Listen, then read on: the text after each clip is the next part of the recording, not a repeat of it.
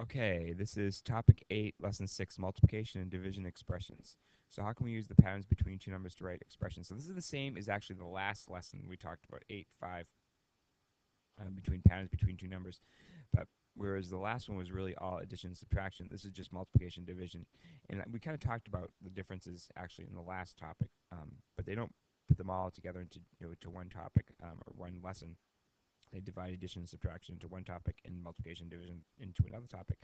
But it's still important because when it comes time to look at them, you're not necessarily going to see them separated out that way. So, like on a test or something like that, you could easily be looking at a pair of numbers and looking for a pattern between those numbers, and it could be addition, subtraction, multiplication, or division.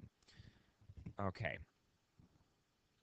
so here's an example. So we have note cards, boxes of note cards. And so every box of note cards, there's 15 cards. So what we've done is they set up a table. And so we have one box of note cards has 15, two would have 30, three would have 45, four would have an unknown amount. So what they want you to do is they want you to do two different things, or actually three different things. They want you to, first of all, they want you to express in words what would be the pattern you would see, and that would be the number of boxes times 15. So if we would put this into words, we would say the number of boxes times 15. That would be in words. Then they want you to write an expression, and they've given you a variable already. So it would be b times 15. That would be the expression. And then the last thing they want you to do, they want you to tell them what would be the number of note cards for 4, and that would be 4 times 15, because we would just plug our 4 into the b, and we would get 4 times 15 would be 60. And that would, and the idea of this expression is this way, we have a nice even little chart. So let me tell you the purpose of all this, because you're looking at this chart going, well, yeah, this seems pretty obvious. It goes up by 15.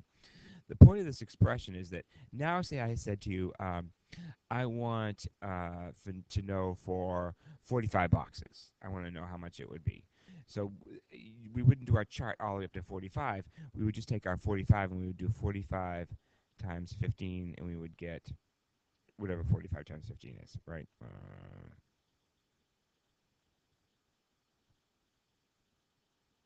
675. So I would know that there are 670 note cards in 45 boxes. So um,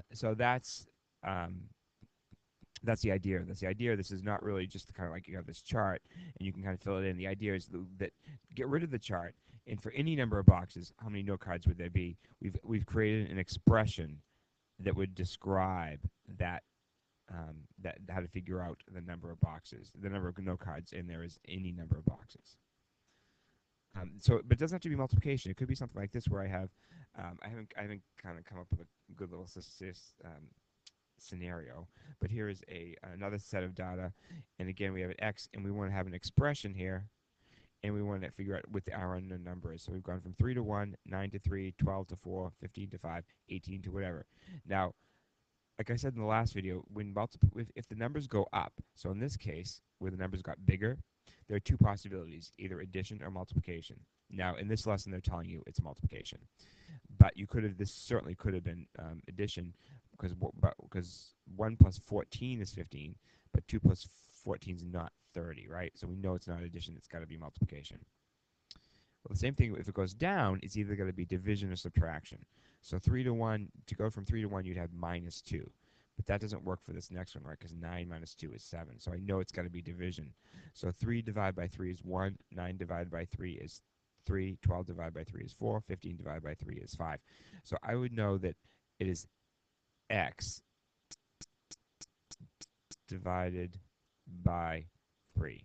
That is my, in words. And then if I were to write an expression, it would be x divided by 3 would be my expression.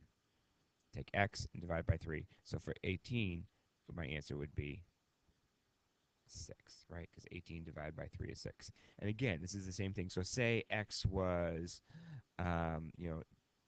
96. What would it be? It would be 96 divided by 3, which is 42. so that I would know that the second number is 32. So that's the idea behind these tables and these expressions. It's not so much just to be able to fill out the next one, because the next one's pretty obvious, right? And it also goes 1, 3, 5. It goes up by 1, 3, 5, 4, 5. I skipped over 2, didn't I? I skipped over 6. See, that's the other thing too with these tables is they sometimes they will skip over numbers like that. I did it because I'm tired, but they may have done it because they want to be tricky. Okay, so I want you to try it. And here's your so we have a number of tickets and then the total price. So we're going to a concert, and if you buy 2 tickets, it costs $60. It costs four tickets, you buy $120. If you buy 6 tickets, you got $180. See, they skipped 2, 4, 6, 8. Instead of doing 1, 2, 3, 4, they actually skipped it to make it a little bit more, a little bit trickier. So, what is this? The rule for the table in words and in symbols, and how much would 8 tickets cost? So, why don't you give it a try? Okay, so if we're going to have the rule in words, and we know going from 2 to 60, we're going higher, so it's got to be multiplication because this is a multiplication lesson. So 2 times 30. So it would be the number of tickets times 30 would be in words. In symbols, it would be, we got our variable of t, it would be t times 30, and then it would be $240 for 8 tickets. And that is how you do look for patterns of numbers with multiplication and division. Thank you for listening.